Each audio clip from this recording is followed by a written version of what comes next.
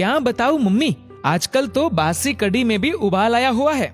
जब से पापा जी रिटायर हुए हैं, दोनों लोग फिल्मी हीरो हीरोइन की तरह दिन भर अपने बगीचे में ही झूले पर बैठे रहते हैं।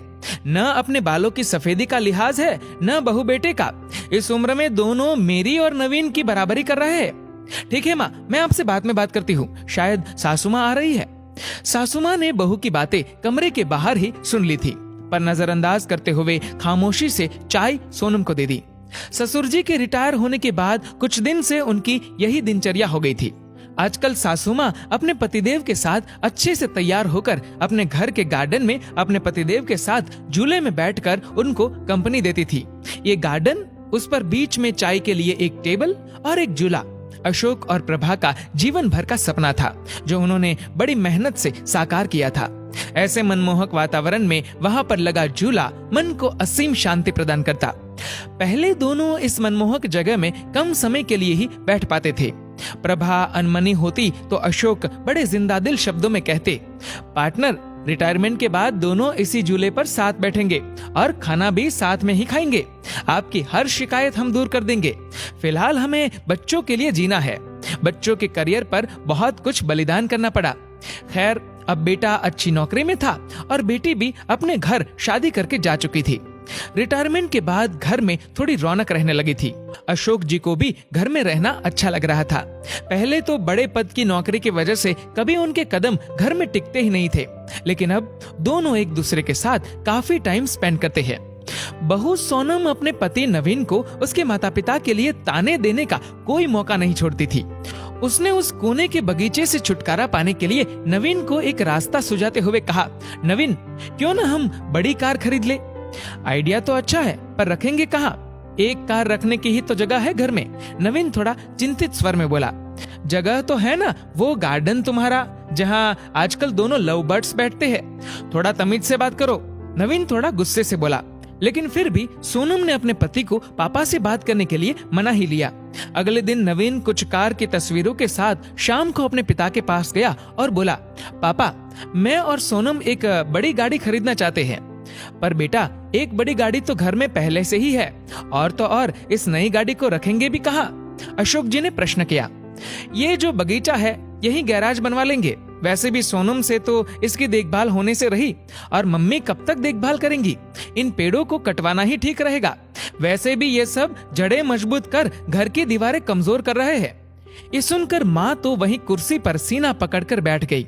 पापा ने क्रोध को काबू में करते हुए कहा, मुझे तुम्हारी माँ से भी बात करनी पड़ेगी, थोड़ा सोचने का मौका दो। क्या पापा, मम्मी से क्या पूछना? वैसे भी इस जगह का इस्तेमाल भी क्या है?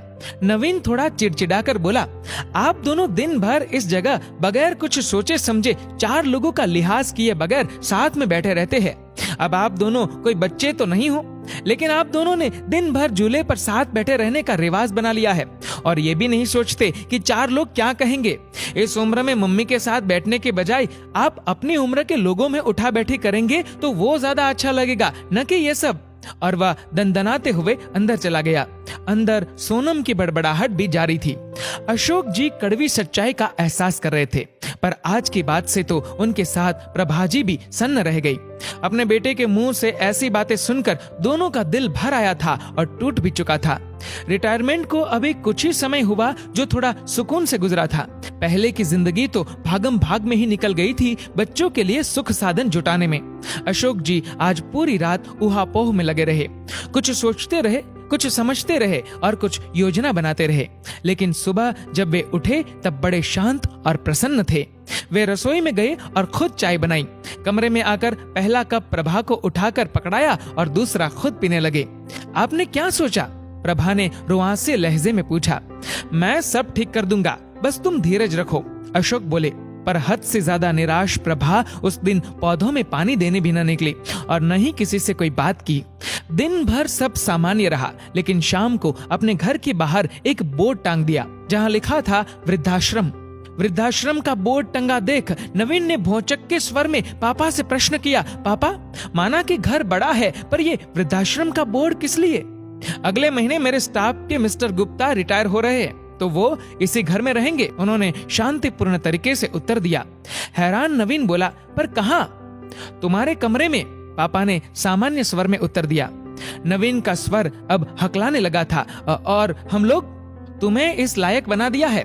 2-3 महीने में कोई फ्लैट देख लेना या कंपनी के फ्लैट में रह लेना अपनी उम्र के लोगों के साथ। पापा एक एक शब्द चबाते हुए बोल रहे थे।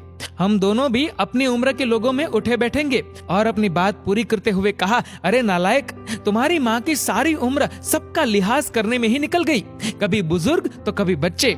अब लिहाज की सीख तुम सबसे लेना बाकी रह गया था। पापा मेरा वो मतलब नहीं था, नवीन सिर झुकाकर बोला। नहीं बेटा, तुम्हारी पीढ़ी ने हमें भी प्रैक्टिकल बनने का सबक दे दिया। जब हम तुम दोनों को साथ देखकर खुश हो सकते हैं तो तुम लोगों को हम लोगों से दिक्कत क्यों है? इस मकान को घर तुम्हारी माँ ने बनाया।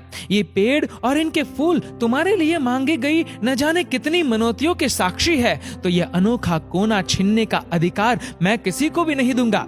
पापा आप तो सीरियस हो गए। नवीन के स्वर अब नम्र हो चले थे। ना बेटा, तुम्हारी माँ ने न जाने कितने कष्ट सहकर, कितने त्याग करके मेरा साथ दिया। आज इसी के सहयोग से मेरे सिर पर कोई कर्ज नहीं है। इसलिए सिर्फ ये कोना ही नहीं, पूरा घर तुम्हारी माँ का ऋणी है। घर तुम दोनों से पहले उसका है, क्योंकि जीभ पहले आती है न कि दांत। जब मंदिर में ईश्वर जोड़े में अच्छा लगता है तो माँ बाप साथ में बुरे क्यों लगते हैं?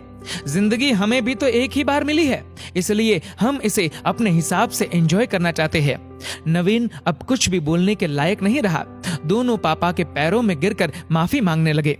दोस्तों, 4 लोग क्या सोचेंगे इसके डर से हम हमारी खुशियों पर रोक नहीं लगा सकते। जिंदगी हमें सिर्फ एक बार मिलती है। सपने देखने हो या साकार करने हो, जब भी मौका मिले खुल के जीने का तो जी लीजिएगा। 4 लोगों की बातें सुनते रहे तो खुद की लाइफ कभी नहीं जी पाओगे। दोस्तों, आपकी इस वीडियो के बारे में क्या राय है नीचे कमेंट करके जरूर बताएगा। और दोस्तों, अगर आपको ये वीडियो पसंद आए तो इस वीडियो को लाइक करेगा, शेयर करेगा ज्यादा से ज्यादा लोगों तक। और ऐसे ही और भी इंस्पिरेशनल वीडियोस के लिए सब्सक्राइब करें हमारे यूट्यूब चैनल को और फेसबुक पर फॉलो करें हमारे पेज को। धन्यवाद।